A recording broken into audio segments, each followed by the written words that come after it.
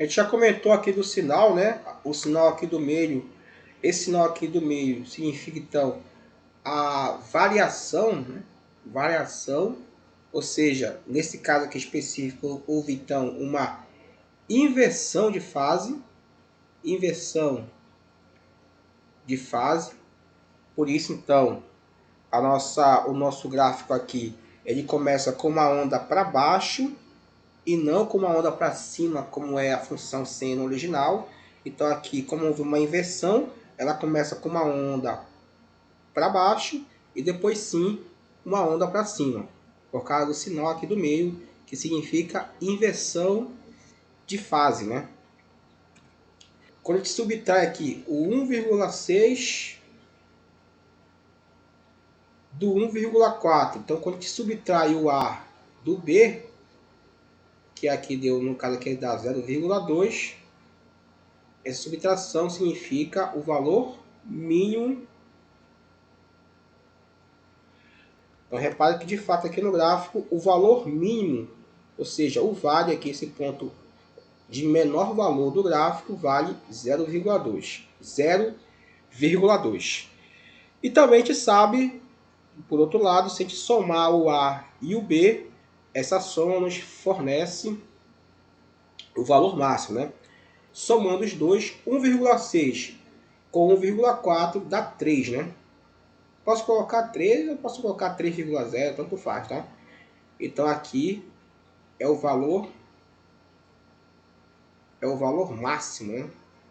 Ele é o maior valor do gráfico, ele é o pico ali da montanha, que aqui no caso vale 3. Então você pode fazer essa análise aqui de forma algébrica ou pode fazer também a análise de forma gráfica. A ideia tem que ser a mesma, tá bom? Ok, o que mais que a gente pode ali arrancar aí da função?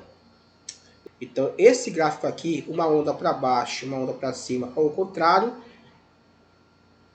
é a curva que a gente chama de senoide. A função seno e a função cosseno tem essa característica como gráfico. Outra informação que a gente tem aqui também é o valor que vem aqui da nossa, que vem aqui do lado da nossa variável aqui, né? Variável padrão a gente usa o x, né? O eixo das abscissas, mas aqui ele usou como variável dependente o tempo, tá? Então repare que a altura da maré depende do tempo, né? É uma função do tempo. Então repare que aqui esse valor que vem do lado da variável t ou x, ela é o nosso parâmetro c, né? Então o parâmetro c aqui vale quanto? Vale π sobre 6. Muito bem. E com esse parâmetro c, pessoal, a gente já pode encontrar o período. Então repare que o c é o valor, é o parâmetro que modifica o período. Ele pode então ampliar o período ou pode contrair o período, né? Então, já que eu já tenho aqui o C, eu vou fazer direto. Vou fazer direto aqui o período. Encontrar aqui direto o período. A fórmula para encontrar o período é 2π sobre C, né? Sobre o módulo de C. Agora é só substituir. Então vai ficar 2π. E aqui embaixo, no lugar do C, aqui embaixo, no lugar do C, eu coloco o seu valor. Qual é o valor do C? Tá aqui, ó. π sobre 6, que é esse daqui, ó. Aqui é uma divisão de fração, então eu vou conservar a primeira, que é aqui o 2π. Então conserve a primeira fração, que é o 2π, e vou multiplicar pelo inverso aqui da segunda fração. Então o 6 sobe, o π desce. O 6 sobe e o π desce, né? Invertendo aqui a segunda fração. Posso cortar aí, né? Quem eu posso cortar? Posso cortar os π, né? Posso cortar o π aqui de cima com o π aqui de baixo, ficando então só o 6 vezes 2, que dá 12. Então o nosso período vale 12. De fato, o nosso período vale 12 mesmo, pessoal, né? Confirmando com o gráfico. Repare que aqui o nosso ciclo aqui, ou seja, quando a onda ali faz um percurso para cima e um para baixo, ela para justamente aqui no 12, ó. Então ela começa aqui no 0, o início aqui da nossa onda, ela começa aqui no 0 e vai até aqui no 12. Então esse ciclo tem de 0 a 12, portanto o período é 12. No caso ali, o nosso eixo é o T de tempo, né? Que é dado em horas, então o nosso período é de 12 horas. Então de 12 em 12 horas se faz um novo ciclo, né? Portanto aqui o período igual a 12, batendo aqui com o nosso gráfico.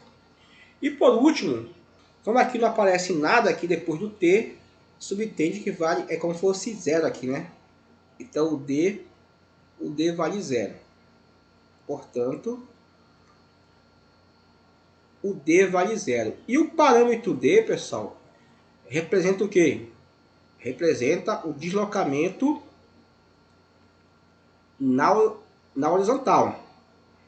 Então repare que o parâmetro A representa o deslocamento na vertical, já o parâmetro D corresponde ao deslocamento na horizontal. Então se a gente fechar aqui, se a gente parar o nosso gráfico aqui nesse trecho, né, aqui nesse ciclo, você percebe então que o gráfico ele não andou, ele não deslizou nem para a direita e nem para a esquerda, ele ficou ali paradinho. Se a gente tirar ali uma fotografia, se a gente tirar ali uma foto desse gráfico ali, nesse trecho, a gente vai perceber que não houve ali nenhum deslocamento dele, nem para frente e nem para trás.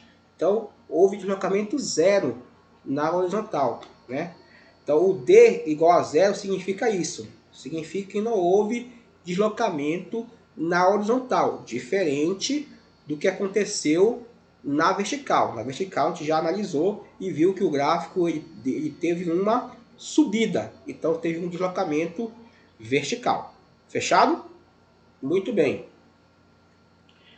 Outra coisa, também aqui, se a gente for fechar ali esse pensamento, o domínio e o período, né? Pessoal, o domínio, aí na nossa, como ele só pegou um trecho, então fica limitado entre 0 e 12, normal. Porém, a gente sabe que por padrão, o domínio da função seno e da função cosseno são todos os reais. Então essa aqui que é a resposta padrão para a função seno e função cosseno. E por último, o conjunto, a imagem, né? A imagem, né? A gente pode colocar ali como resposta da imagem, a gente pode representar tanto em forma de conjunto ou em forma de intervalo, né? Tanto um quanto outro. Eu vou colocar só em forma de intervalo aqui para ficar mais simples. O nosso conjunto imagem, ele vai aqui do valor mínimo, que é o 0,2, até onde? Até o valor máximo, que é aqui no 3. Então vai aqui do 2 até o 3. Então aqui esse intervalo que eu estou destacando aqui de vermelho, que vai do 0,2 até o 3, é o nosso intervalo. Ou seja, a função está limitada nesse intervalo, que eu posso representar tanto em forma de conjunto, que é o padrão, ou intervalo. Vou colocar aqui do lado em forma de intervalo. Então nosso conjunto de imagem é o intervalo fechado que vai do 0,2 até o 3. Então, todos os números que estão entre o 0,2 e o 3 fazem parte do conjunto imagem dessa função aí. Tá bom?